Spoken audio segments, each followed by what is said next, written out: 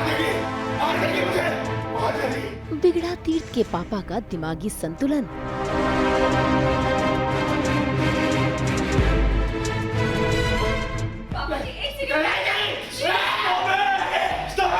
तुम्हें नजर नहीं आ रहा कौन सा हो रहा है? सुमन पर नाराज हुआ तीर्थ।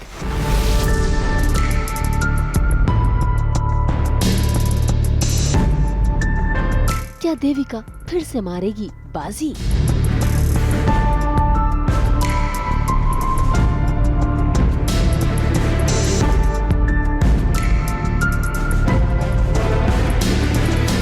कलर्स के सीरियल सुमन इंदौरी में आखिरकार तीर्थ को उसके पापा मिल ही गए। असल में चंद्रकांत घर से भाग निकले थे।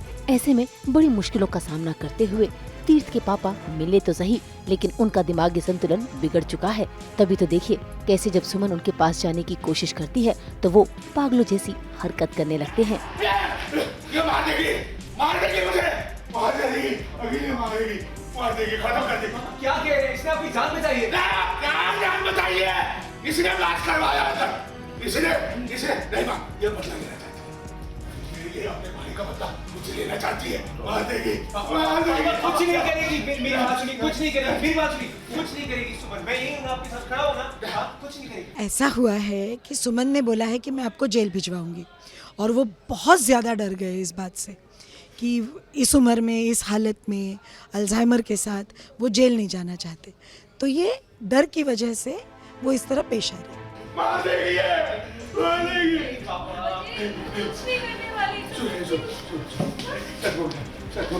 गलती अपने ससुर जी का ये हाल देखकर सुमन बेहद हैरान है। वो तो उन्हें समझाने की कोशिश कर रही है, लेकिन चंद्रकांत उनको तो दिमागी दौरा पड़ा है। ऐसे में तीर्थ भी सुमन पर नाराज होने लगा। नमकीन बेचना छोड़ दूंगा, अच्छे बच्चे की तरफ कोने में ऐसे बैठा रहूंगा।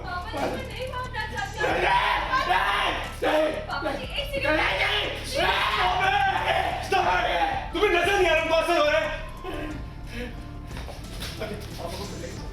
पापा घर जाएंगे, हाँ, कुछ नहीं होगा, घर पे पापा माँ वेट कर रही है। ये नहीं होगी ना, ये मार देगी। नहीं होगी, मैं हूँ ना आपके साथ पापा, आइए, कुछ नहीं होगा पापा। भाई तीर्थ अपने पापा को यहाँ से लेकर चला तो गया है, लेकिन देविका उसे मौका मिल गया है सुमन को कमजोर करने का।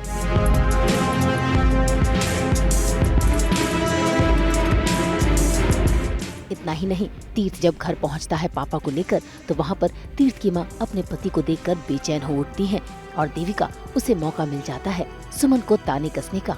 ऐसे में जब सुमन घर के अंदर आती है तो देविका के साथ साथ देविका का पति भी सुमन को रोकने की कोशिश करता है, लेकिन इस बार तीर्थ अपनी सुमन का ढाल बना है।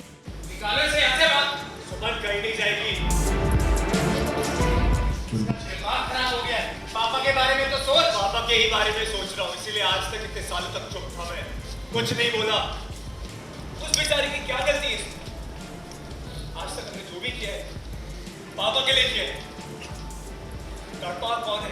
मैं, सुमन, मेरा बेटा। फिक्रमंद तो है और जानती है कि सुमन ने गीतांजलि को पैरों पे खड़ा किया है, पर अगर सुमन साथ रही तो उसके लिए तो कश्मकश ही है ना कि लड्डू को, तीर्थ को बोलना कि तू अपनी बीवी के साथ मत रहे, लेकिन मैं अपने पति को बचाना चाहती हूँ। तो है तो कश्मकश ही, बट मुश्किल घड़ी है तो सारा परिवार बट गया है। फिलहाल तो तीर्थ अपनी सुमन का ही साथ दे रहा है और तो और तीर्थ और सुमन ने फैसला लिया है कि वो चंद्रकांत को जेल नहीं भिजवाएंगे। इतना ही नहीं, साथ ही फैसला लिया है कि देविका जेल जरूर जाएगी क्योंकि उसने ऋषि को अपने हाथों से जो मारा है। पापा कोई कहीं नहीं जाएगा। पर वो क्या? मेरा क्या? जब तक आपको सजा नहीं होगी, दिमाग खराब है तेरा, अपनी भाभी को जेल ले देगा। मेरी भाभी नहीं है, गुनहगार है, एक क्रिमिनल। तो इनका जेल जाना बहुत जरूरी है, लाजमी है, और ये जेल जाते हैं।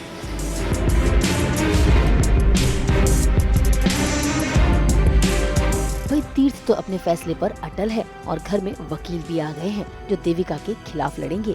ऐसे में देविका न सिर्फ तीर्थ पर नाराज हो रही है बल्कि चंद्रकांत का दिमागी दौरा और बढ़ रहा है। अब देखना होगा कि क्या वाकई चंद्रकांत बीमारी की शिकार हो गए हैं या फिर पुलिस से बचने का ड्रामा रच रहे हैं।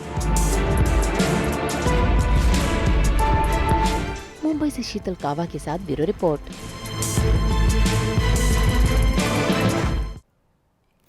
तो कौन से सीरियल के किस आंगन में मनाया जा रहा है गुड़ी पाड़वा का ये त्योहार? चलिए हम भी हो जाते हैं फटाफट इस सेलिब्रेशन में शामिल, क्योंकि यहाँ तो है आपके लिए इन लड्डुओं की तरह सिर्फ और सिर्फ एंटरटेनमेंट की मिठास।